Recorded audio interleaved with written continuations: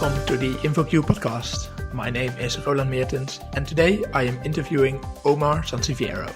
He is a machine learning engineer at Hugging Face, and he works on the intersection of open source and product.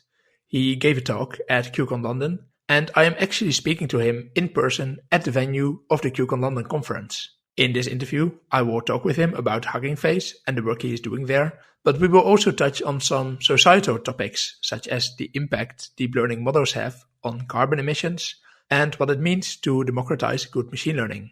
As I said before, Omar presented at QCon London, and he is also presenting at QCon Plus.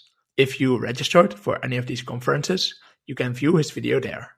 We will also release his presentation on the InfoQ website, so keep an eye on that. Now on to the interview itself. Welcome, Omar, to QCon London. How are you enjoying the conference so far? Hey, it's going great. I'm enjoying it quite a bit. Yeah, the talks have been great. Yeah, it has been an amazing experience. Yeah, so you gave a talk yesterday. Can you talk a bit about who you are, what your talk was about? Sure, of course. So I'm Omar. I'm an ML engineer at Hugging Face, which is an open source startup that is trying to democratize good machine learning.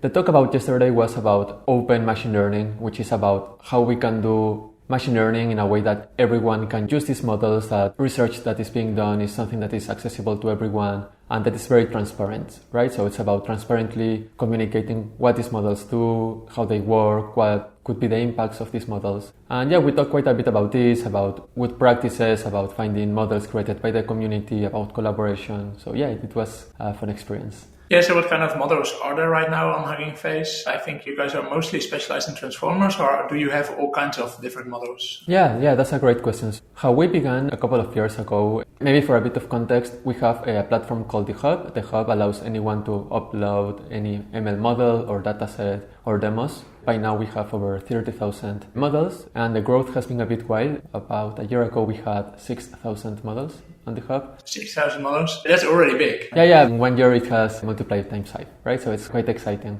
And originally what we had a couple of years ago, 3 years ago, we launched an open source library in Python called Transformers, which allows anyone to load a transformer model from the Hub, which is the central platform, with a single line of code. And then they were able to use these models. And that's how we began, and transformers have their origins, their roots in NLP, so they come from the natural language processing domain. But they have expanded quite a bit to other domains. So now they are being used in computer vision, in audio or speech, and also in reinforcement learning, time series. So it has expanded quite a bit. And most of the models on the Hub right now, maybe about 20,000, so 2/3 are transformer models. But now we're also supporting other open source libraries in the ecosystem. So if you have used scikit-learn, TensorFlow, PyTorch, Spacy, or really any other machine learning library, you can just upload your model to the Hub and use it as a central platform with which you can collaborate with the community. And so if I download a model from Hugging Face, does this then work with all these different backends, or do you have specific models for specific machine learning libraries? Yeah, so we have different models for different libraries, right? What we have in the platform is that we have tags, so you can easily discover and filter models depending on your use cases or interests. There are some libraries that have interoperability. So for example, there's a library called Sentence Transformers or Adapter Transformers. So these are two other libraries, and they are able to load models that are for transformers. But for example, scikit-learn, of course, they cannot simply load a transformer model, but in the case of certain libraries, you can. But what is really important to us is that people can easily find the best model for their use cases. So we are working in good search experience, so people can find between these 30,000 models which are the best models for their use cases. So what are kind of popular models on there right now? That's an excellent question. I think that what is quite powerful about transformers is that you can easily pick a model from the Hub and then do something called fine-tuning or transfer learning, and then you can just modify this model for your own use case. Modify is probably a bit of an oversimplification, but you can really pick a model from the Hub, and just with a bit of your data, you can modify or fine-tune or just train a bit more this model for your own specific use case. So what many people do is that they go and pick a very classic model such as BERT. BERT is a very common language model that then they can use to do something like text classification. But there are many popular models. In the audio domain, there's a model called Wave2Vec2. This is from Facebook, and this is being used quite a bit for audio. So you can see it the same way as BERT is very common pre-trained model in NLP. Wave2Vec2 is a very common pre-trained model for audio. So you get the right features, or you get at least a nicely calibrated feature space once you enter like an audio file in this case, right? Yeah, exactly. So what Wave2Vec2 do in this case is that once you pass an audio file, it will map this to a embedding or a hidden states that then you can use for your end task, right? So you can use Wave2Vec2 to do automatic speech recognition, which is you pass an audio file and then you get a transcription of that file, so you can see it as speech to text. But there is also work to do TTS, which is text-to-speech. So you generate synthetic audio, but there are many, many other applications. So for example, audio classification. So you pass an audio and then you might classify which is the language being spoken here or which is the speaker speaking here, things like this. Yeah, also I think I saw like speaker verification being used where you have two vectors where you can compare the latent spaces to see if it's a similar person or the same person actually in this case. Yeah, exactly. And something that is very fun about all of this is that since you are mapping to these feature spaces, which are at the end are just vectors or arrays of numbers, you can then start to compare vectors of different modalities. So you can start to compare images or the embedding of an image with the embedding of a text or a paragraph or a document or an audio file, right? And then you can start to get a cross-modality search. So you can start to have search systems in which you might pass an image and you might get retrieved all of the text relevant to this image or the other way around, right? So you search funny cats and then you will get funny cats images. Yeah, I really liked it about the clip model from OpenAI that you can easily build a natural language image search system where you can just align the embeddings of your text to the embedding space of the images. That's really brilliant. But yeah, you say that it's like what you're working on is this open source ecosystem. So how does this work? Are many people publishing models or are many people collaborating to make models better? Mm-hmm. Yeah, so there are many, many, many efforts going on. I've been working at Hugging Face for about a year by now. And we have many efforts. So in the team, we really don't train models from scratch. We do have a science team and we are training some models and doing some open science work. So we do have research that is trying to push the state of the art with a very big effort called Big Science. We can talk a bit more about that. But from the open source team, what we are doing is we are building collaborations with the open source ecosystem. And this goes in many, many ways. So one is that as soon as there is new research related to transformers, we are adding these new architectures to the transformers library so people can easily train these models and use them, because what happens very often is that researchers share GitHub repository. If they do, the code might not be super clean or might not follow good practices or it's not intended for production, and that's totally okay. That's how academia or research works. But once you want to start using these models in a real world setting, you really need to have like good practices. So we have collaborations with many open source libraries, as we were talking before.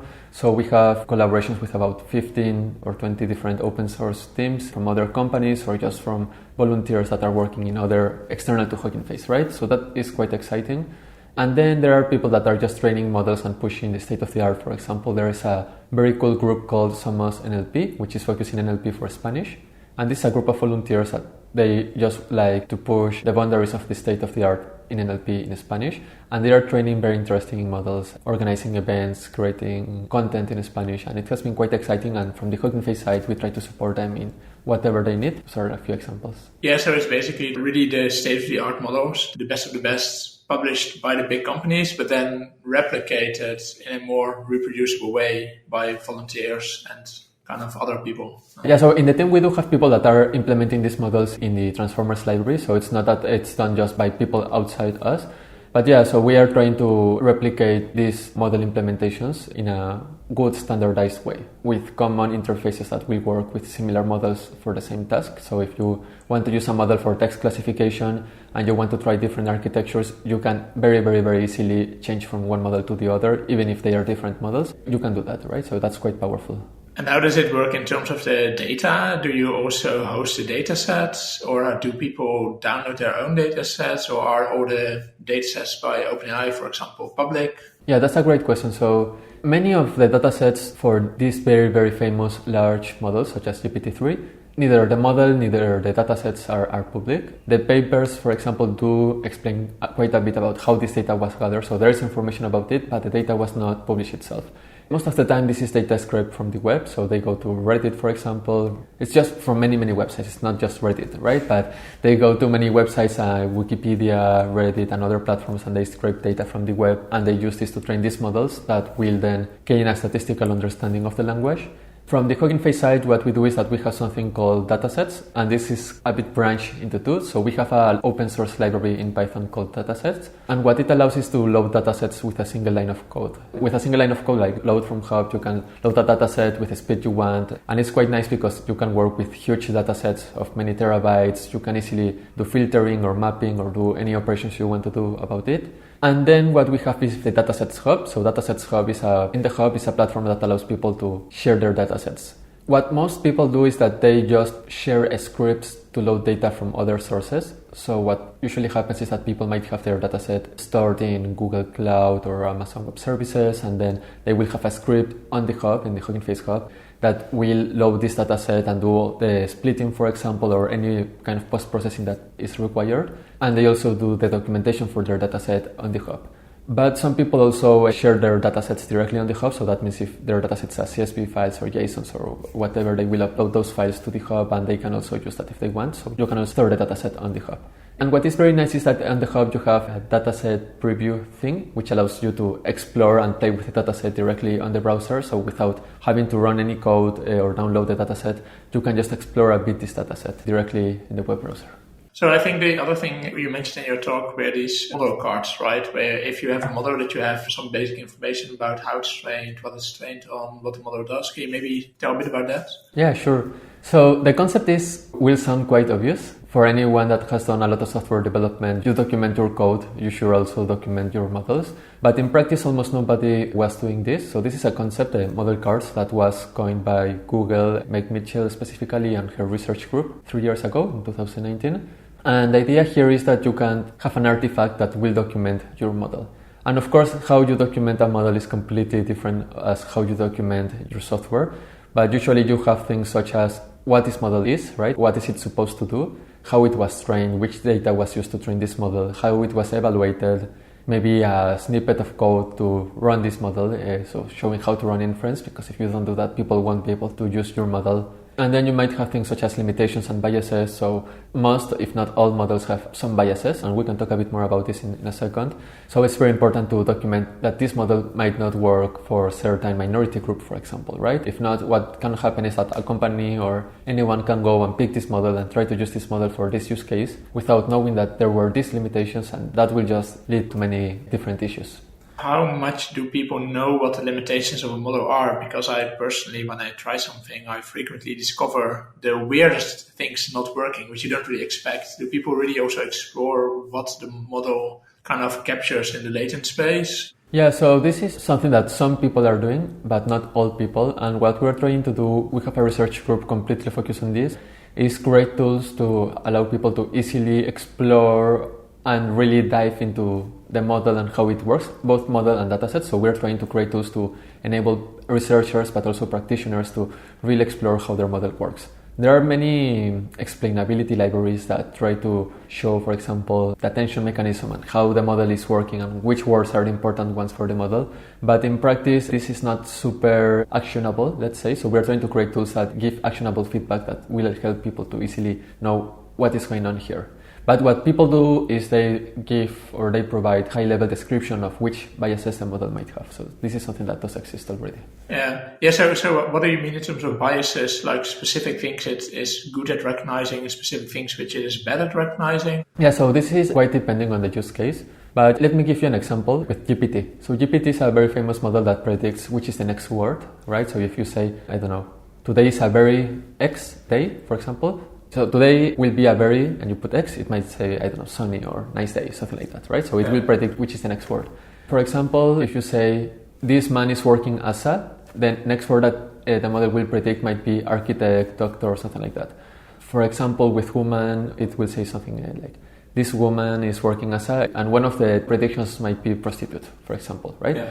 How is this happening? Well, the model was trained with lots of data scraped from the web. What is quite powerful about these huge transformer models is that you don't require any labeled data. So that means that you don't need to spend a lot of money labeling data, so you can just grab as much data as you want, you can pass it to the model, and the model will, in an unsupervised way, learn the patterns in the data, right?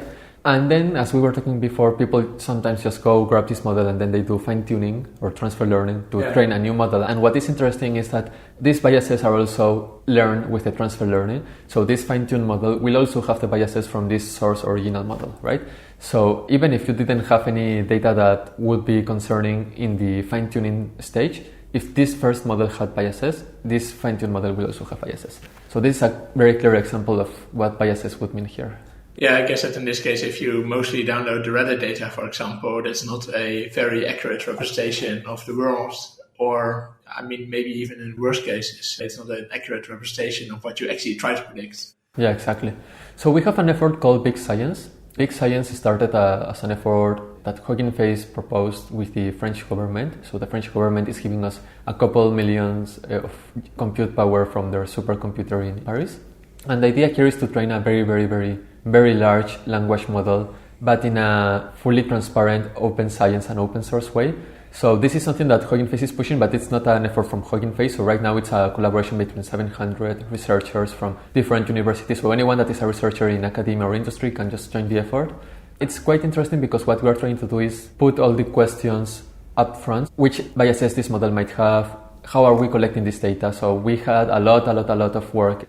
So this effort started March of last year. We just started to train the model last month, like 3 weeks ago. Yeah. So we spent 8-9 months just exploring the data, defining which data sets we want to have, which languages we want to work with, cleaning all of this data, making sure that there are no biases, exploring this data. So it was quite interesting, and it was an effort between many people from different backgrounds. And for us, that's quite important, right? So when you want to train these very large, powerful models, if you just go and get all data from the web, you will have many issues, and it's very hard to get or find these issues if you really don't work with this data.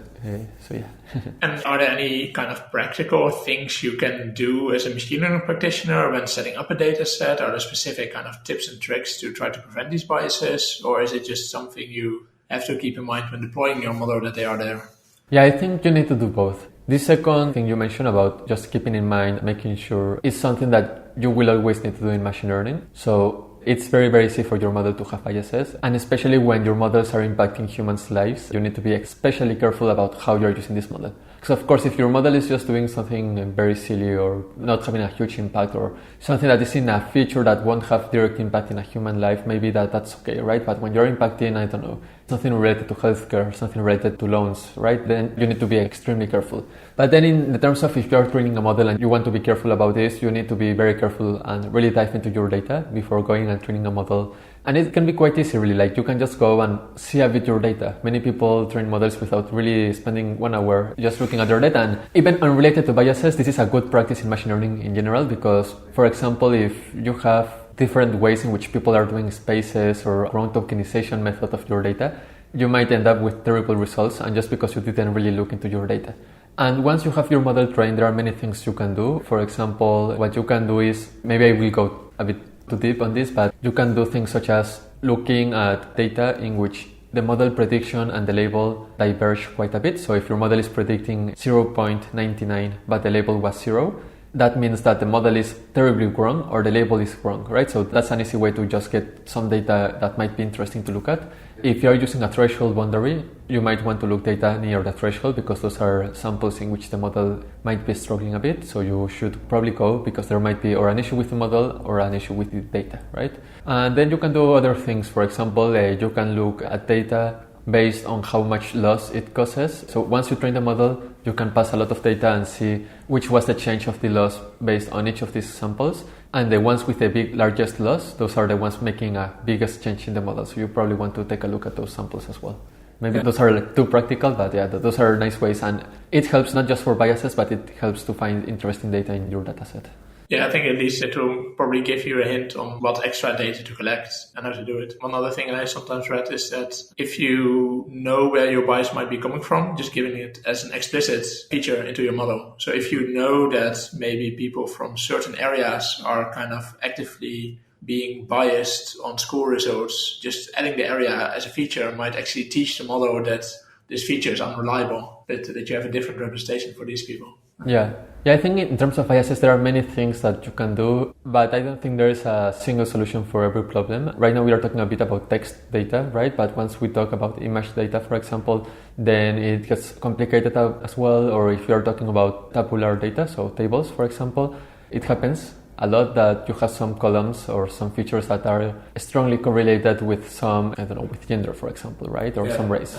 So even if you are not fitting the model, labeled woman as 0 in, I don't know, something, but you might have a feature that is strongly correlated. So I think really exploring your data is extremely important if you want to avoid biases, which if you are deploying models in production is something that you should do to be responsible. Yeah, no, indeed. The other thing I think you mentioned in your talk were the carbon emissions. So if you're training massive models, carbon emissions can be quite large, or compute power can be quite large. Can you say anything about that?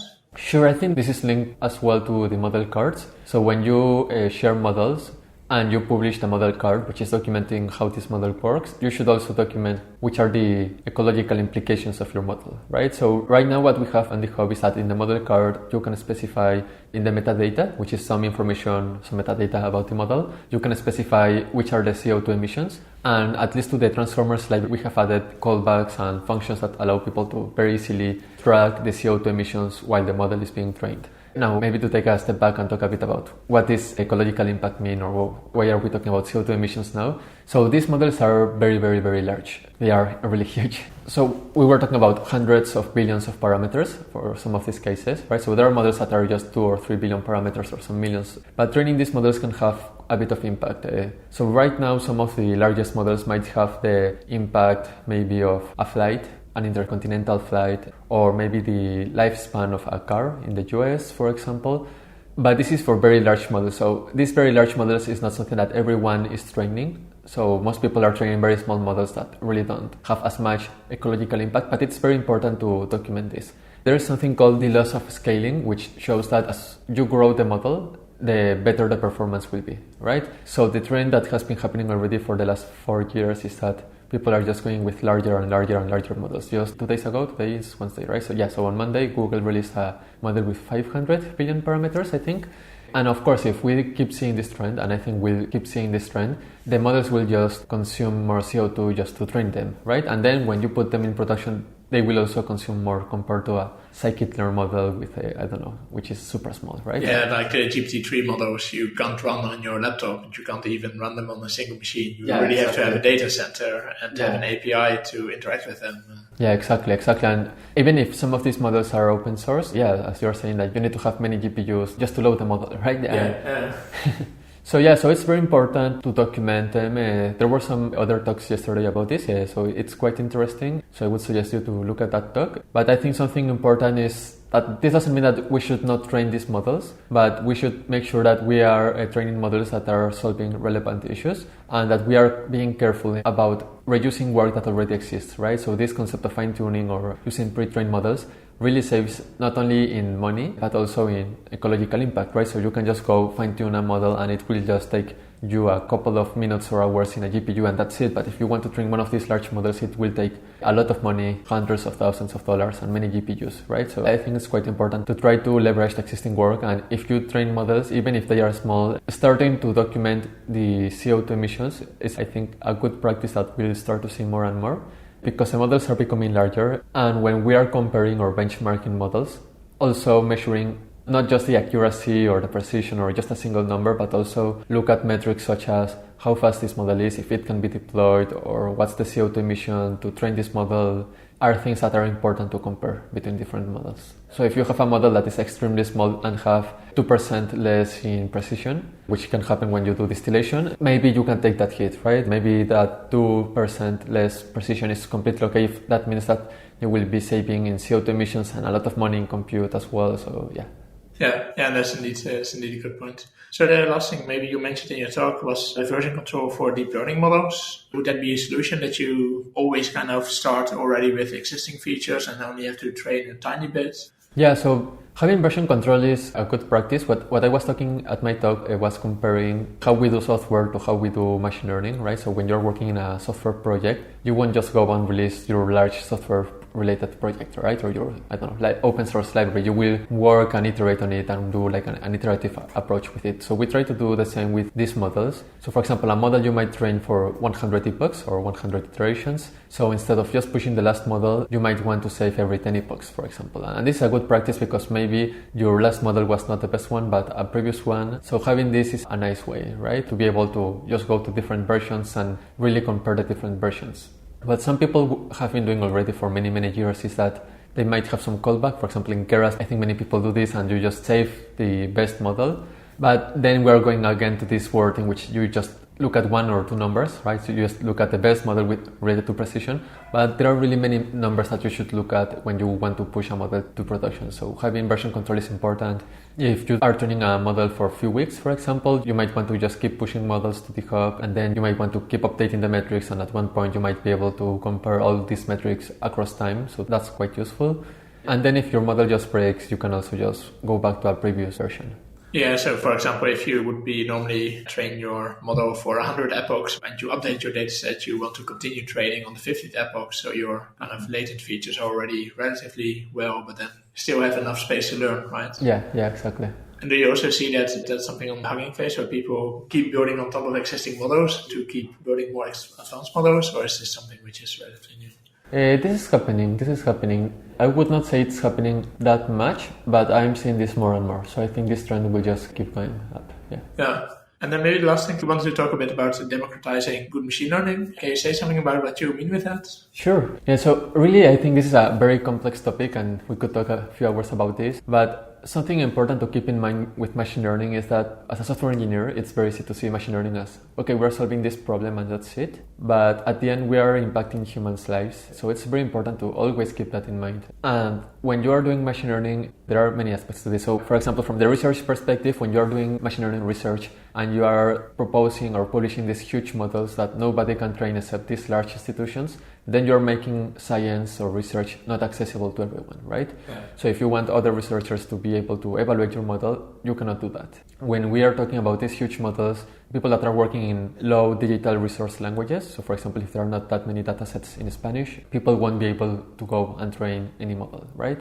So these are problems that you always need to keep in mind, and not just that, you need to involve people that are being impacted by them. So something that I talked quite a bit in my talk was about demos, so building demos that people can use to interact and play with the models. So something we are seeing is that people are creating demos for their models, and then they are sharing those demos with people that will be impacted by these systems. And this helps because most likely in a software-related team, you will have a group of, if you are a team of 10 people, 9 of those will be men, or 8 of those, statistically speaking. Most of them will be white men. And then you will have a set of people that will have a very narrow view of the world. So when you do this kind of demos and you share them with people from different contexts, different backgrounds, even if they are not ML engineers, you can start to get interesting perspective. A couple of weeks ago, someone released a image captioning model, and it was working extremely well with white people, but with black people, it was having labels such as, I think it was gorilla. And it was similar to what happened with Google Photos like 5 years ago. And it's very important to really make sure that people from different contexts play with this model, just because of this. So involving people that will be impacted or any stakeholder is extremely important, and that's a huge part of good machine learning, democratizing good machine learning.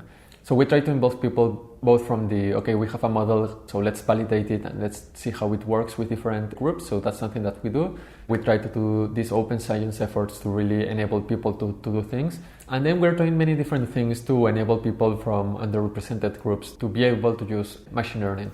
We had a very fun effort with Yandex in July of last year, and it was published in NeurIPS this year.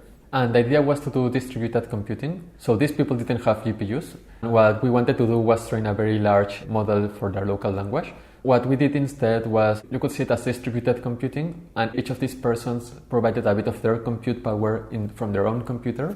And then we had 40 or 50 people just with their computer open all the time. And at the end, we had an open source model owned by them, and it was published in a paper, and it was also owned by them. So it's in an organization at Hugging Face that they own. And everyone collaborated on this, and even if they were not writing any code or anything, they were just running some cells of code, they were contributing to this larger model. And this is an interesting effort because this could enable people from languages or from universities or communities that really don't have access to GPUs or any like fancy compute power. This could enable them to train these larger models, and this was a state of the art, so this was quite interesting. Yeah, I think especially the underlying data can be so important because for GPT-3 you can see the underlying language distribution, and you can also, when you're playing around with the model, it works perfectly for English. And then once you get into more obscure languages like Swedish, Dutch, the amount of content on the internet in that language is maybe a bit lower, but also harder to find. There's not that many Dutch-speaking subreddits. So yeah, everything is influenced, but it's good to try to involve those people. Like I think you mentioned those Spanish people, right? Who know exactly where the Spanish language resources are. Exactly. Yeah, exactly. And even then, Spanish is quite interesting because Spanish is one of the, I think it's the second most spoken language. It has 500 million speakers, or I think it's much more than that probably. But it's interesting because the Spanish from Spain will be completely different than the Spanish from Argentina or the Spanish from Mexico. And then you need to involve people not from Spain, but also people from different countries in Latin America to be able to get a very distributed, very fair data set distribution. So you get data from these different sources, from these different Spanish variations, right? If you just train Spanish models from Spain, then you will get it will be a biased model, right? So because it will be just focusing the Spanish from Spain.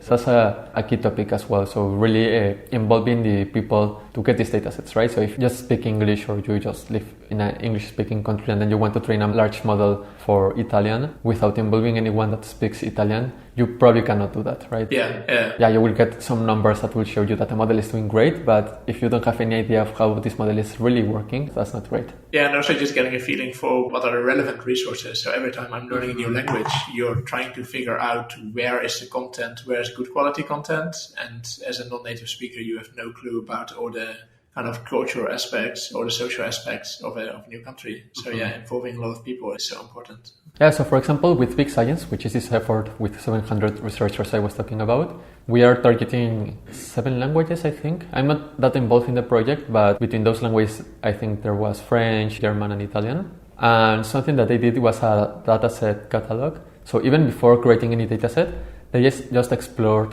many potential sources of data. So news, places. They then analyze a bit the licensing or data quality and if there were tools to access this data from the publisher of this data. And this was a distributed effort because, of course, for each of these languages, there was a group of native speakers and people that were living in those countries that were exploring which are the best sources for this data. And then we collected it and then we did all the next relevant parts. But as you were saying, really finding the right sources for these languages needs to involve people from these languages. So if there's people listening who want to get involved in this, is there any way to get started? You mean to Big Science? Yeah, or any other projects which you can recommend people to check out, help democratize ML systems? Mm-hmm. Yeah, so from the Big Science effort, you can just search Big Science. For that project in particular, you need to be a researcher, so you need to be either at a company or at a university.